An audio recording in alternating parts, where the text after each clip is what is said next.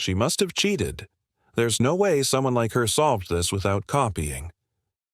The teacher's voice cut through the silent classroom, and every head turned toward the quiet girl in the second row. If stories like this touch your heart, make sure to subscribe now, because what happened next shocked even the teacher. Her name was Aliyah. She was 12. Small, soft-spoken, always sitting by the window with a pencil behind her ear and a notebook covered in scribbles. She never raised her hand, never bragged. But last Friday, she had turned in a math test that left even the advanced students staring. Every answer was correct. Not just correct, solved in ways even the teacher had not taught. Mr. Dalton, a man known for his sharp words and sharper doubts, held her test paper like it carried something toxic. "This is not your work," he said again. "Confess now, or I will take it to the principal." Aliyah did not speak. Her fingers tightened around the strap of her backpack. She looked at the board, then at the floor. The room held its breath, waiting for her to break. But she stayed silent. Her silence was not weakness, it was calculation. The same calculation that had helped her finish a test in 20 minutes that others had struggled with for the full hour. And that was the moment. Mr. Dalton made a decision that would change everything.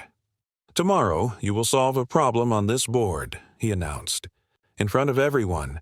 No notes, no calculator. Let us see if your so-called genius is real." The class buzzed with whispers, some curious, some cruel. But Aliyah? She just nodded, because she already knew what they did not. She did not need a calculator to solve problems. She was born to rewrite them.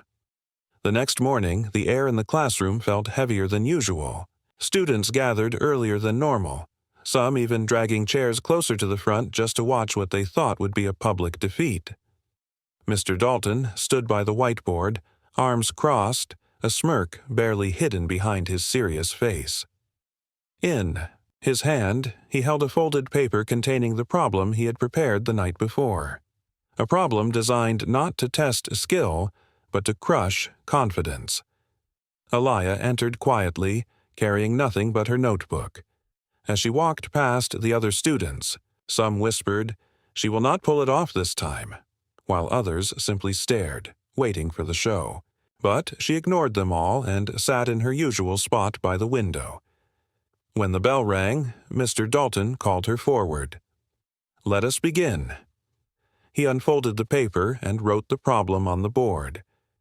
It was not just advanced, it was cruel. A combination of algebra, geometry, and variables twisted into something that could make even the best high school student stumble. His chalk screeched against the board as he finished the last number. "You have 15 minutes, he said coldly. Aliyah stepped up. She glanced at the problem once, twice. The class watched eagerly, some with curiosity, others with silent hope that she would finally be exposed as a fraud. Mr. Dalton leaned back against his desk, arms still crossed, confident that she was about to freeze. But instead of panicking, Aliyah closed her eyes for a moment. She whispered softly, "Distribute, simplify, solve." And then she picked up the chalk. The classroom, once buzzing with excitement, grew silent enough to hear every tap of the chalk against the board. Line by line, Aliyah worked through the problem, not rushing, not hesitating. Her handwriting was clear and steady. Her methods, unorthodox, but flawless. Mr. Dalton's smirk began to fade. Students leaned in closer. Even those who doubted her now found themselves trying to follow her steps, but they were too fast, too advanced. And then, just before the timer hit the halfway mark, Aliyah underlined her final answer. She placed the chalk gently back on the tray and turned around. "The solution is -12, she said calmly. The entire room froze.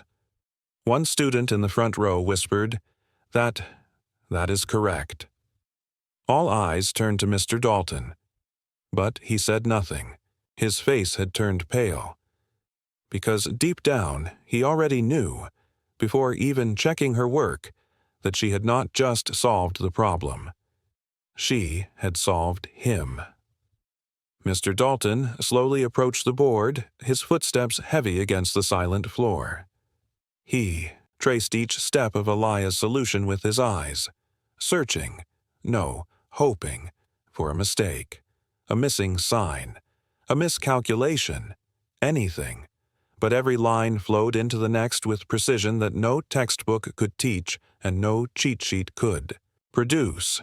The students sat motionless, eyes darting between the board and their teacher. Even those who had once whispered behind Elia's back were now silent, their curiosity turning into awe. Mr. Dalton cleared his throat. "This is correct," he admitted, voice low. A ripple went through the classroom. Not laughter, not applause, just the sound of shifting chairs and quiet gasps. The weight of the moment pressed down on everyone, especially the teacher who had built his authority on the belief that students like Elia could not outthink him. But the twist was not over. From the doorway, a figure entered, Miss Rivera, the vice principal, holding a folder. She paused as she noticed the board and the stunned faces. "I heard there was a special problem-solving session this morning," she said, a small smile playing at the corner of her mouth. Mr. Dalton stiffened. "It was a test for integrity." Ms. Rivera raised an eyebrow. "Integrity?" She stepped closer and handed him the folder. "Because while you were preparing this little challenge, the Regional Math Board reviewed last week's test papers. They flagged one student's answers, not because they were suspicious, but because they were extraordinary." She turned to Elia. "They want to invite you to the National Young Mathematicians Conference. Full sponsorship." Elia blinked. The classroom erupted, not in mockery, but in stunned, breathless silence. Mr. Dalton's hands shook as he held the folder. For a teacher who had accused her of cheating, this was the cruelest answer possible. Her mind had just been validated at the highest level, and he had been the last to see it. Elia stood still, the words hanging in the air like a sudden change in weather. Students who had once snickered at her were now leaning forward, their faces filled with a mixture of shock and silent respect. Even the few who had joined in Mr. Dalton's doubts looked down at their desks, avoiding her gaze. Miss Rivera placed a gentle hand on Elia's shoulder. "Your abilities deserve more than just defending yourself in this room. You deserve opportunity." Elia nodded quietly, her expression calm. She was not surprised. She had known, deep inside, that numbers made sense to her in ways others could not understand. But hearing it confirmed in front of her classmates, and in front of Mr. Dalton, felt like a different kind of victory. Mr. Dalton opened his mouth, perhaps to object or explain, but no words came. His authority, once unquestioned, felt as fragile as chalk dust now. Then, from the back of the room, a voice spoke up. It was Jonah, one of the students who had been among the loudest skeptics just a day earlier. "Mr. Dalton," he said cautiously, "if Elia goes to the conference, can we watch her? Can the whole class see what she does?" The question was not just curiosity. It was a quiet admission, a shift. The students were no longer waiting for Elia to fail. They wanted to learn. From her, Mr. Dalton paused. His pride wrestled with the moment, but reality had already outpaced him. "I think," he said slowly, "that would be a good learning experience for everyone." A few students nodded, some even smiled. For the first time, the classroom felt less like a battlefield and more like a place where something new could grow. As the bell rang, students gathered their things, still murmuring about what had happened. But this time, their whispers were not about suspicion. They were about possibility. Elia packed her notebook, the same one Mr. Dalton had doubted, and tucked it under her arm.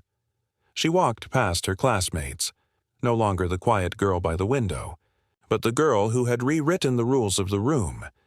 And as she reached the door, Miss Rivera leaned in and whispered, They will remember today for the rest of their lives. And so will you." Aliyah smiled softly. She already knew. The next few days changed everything. Word spread beyond the classroom. It reached the principal's office, then the district board, and finally the local news. Reporters wanted to interview the math genius, who had silenced not just a difficult equation, but the entire school's doubts.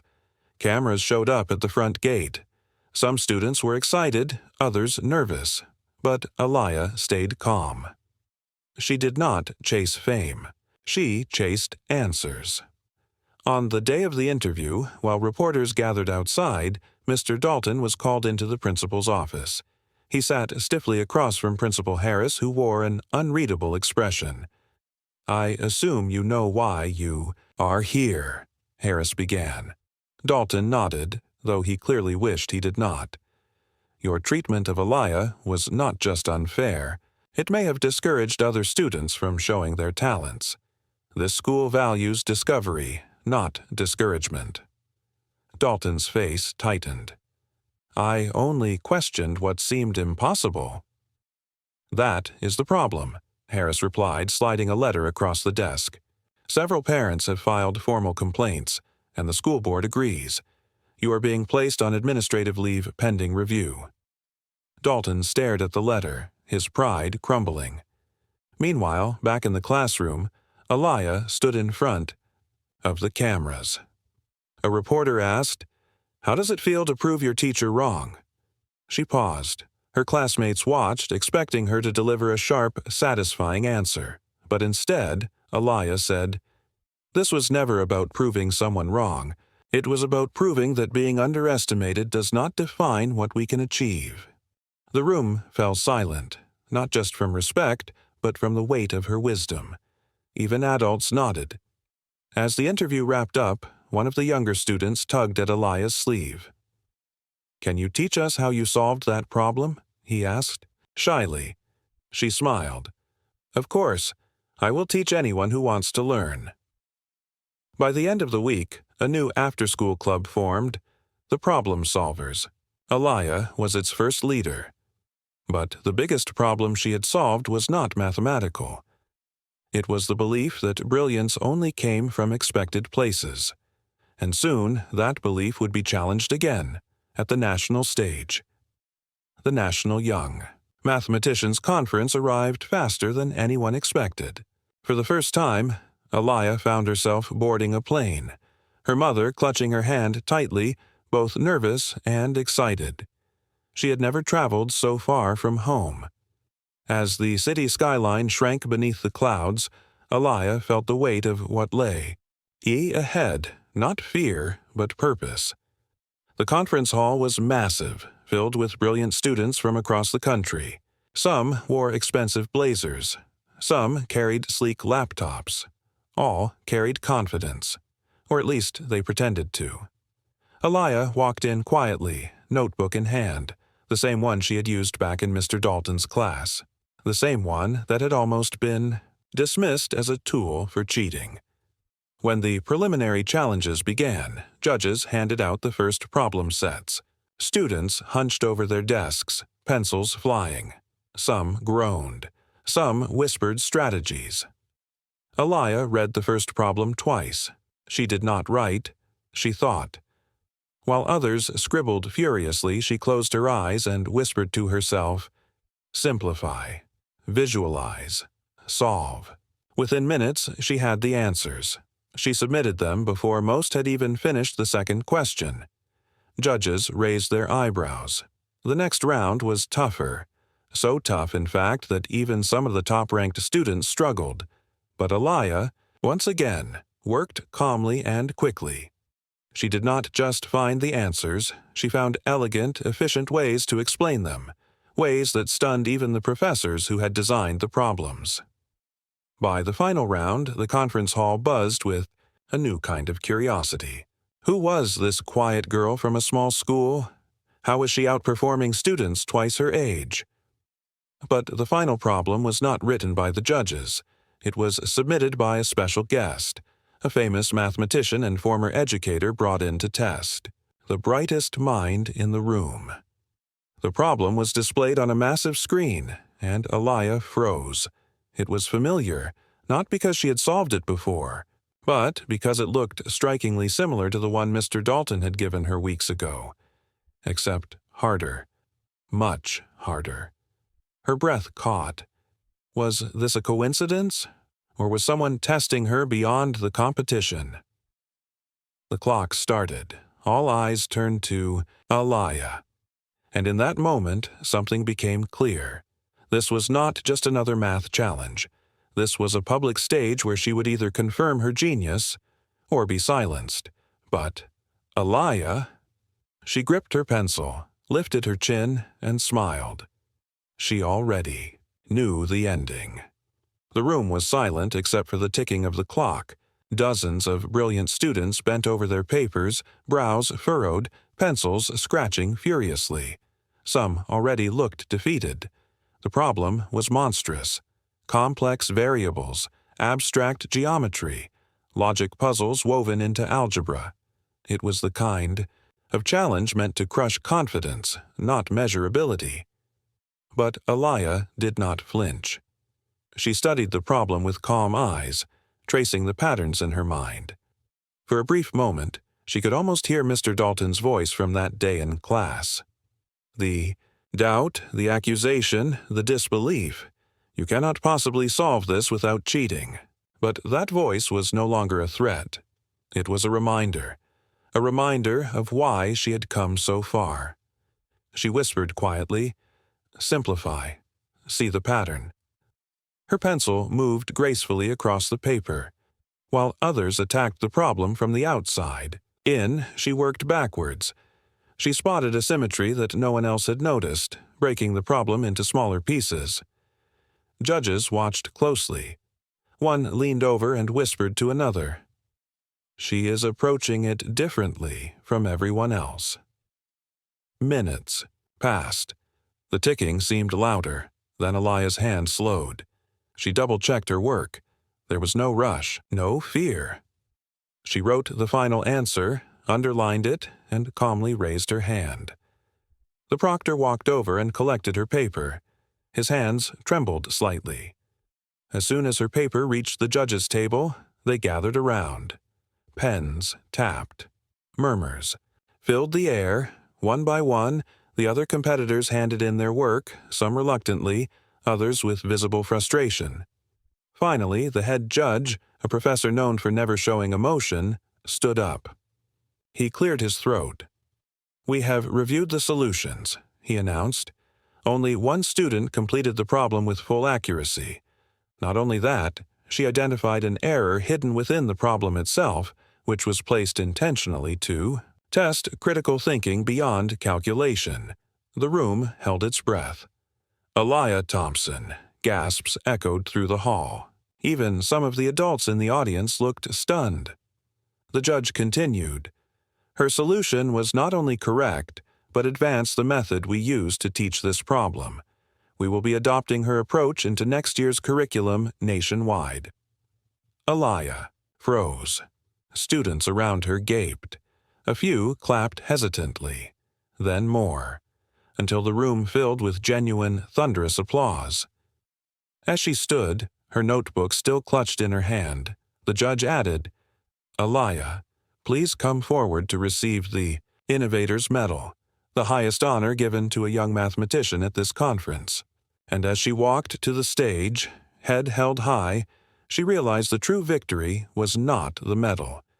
It was the silence of all the voices that once told her she could not.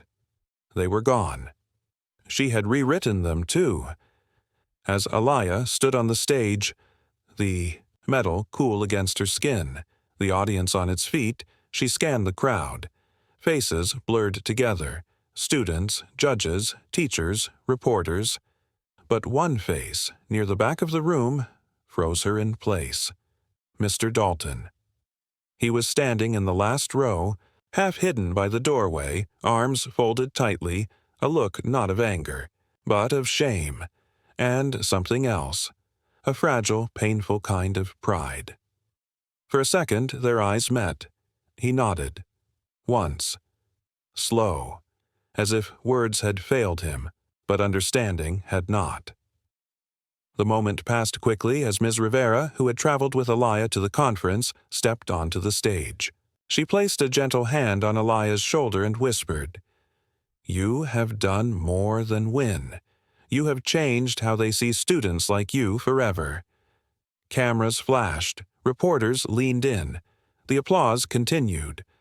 But in that sea of noise, Elia's thoughts drifted back, not to the victory, not to the medal, but to that first day in the classroom.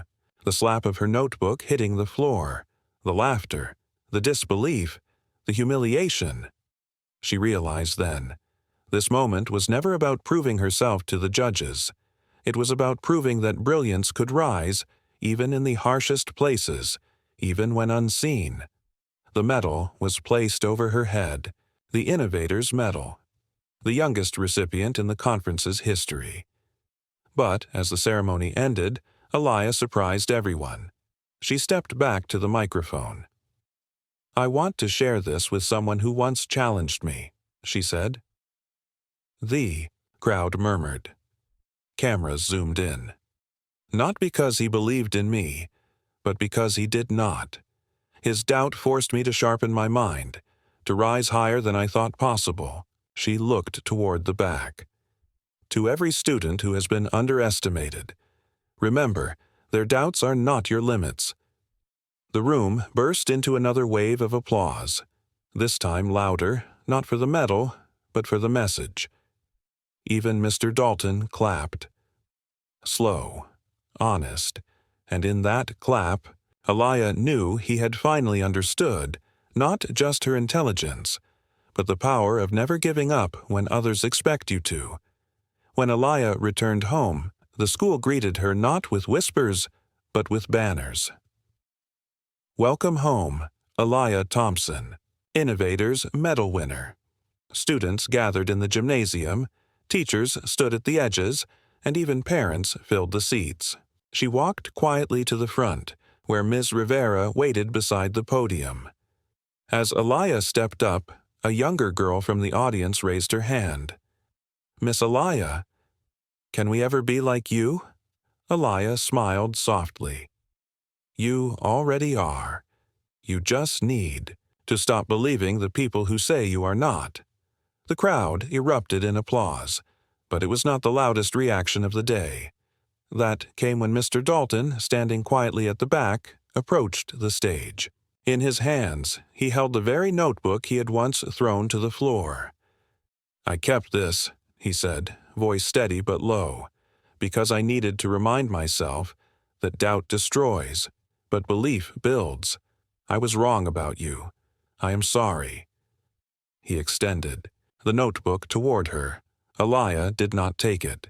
Instead, she said, "Keep it, not to remember me, but to remember every student who comes after me.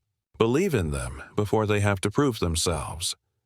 For the first time, the entire room stood, not for a teacher, not for an award, but for a student who had rewritten the meaning of success. She turned to the students watching and declared, "Your mind is not something they can measure. Only you know how far it can go. Keep solving, keep rising, because every doubt can be outgrown, and brilliance never asks for permission. If this story touched your heart, share it with someone who needs to hear it. Comment below, have you ever been underestimated? Subscribe now for more powerful, real-life inspired stories where courage defeats doubt.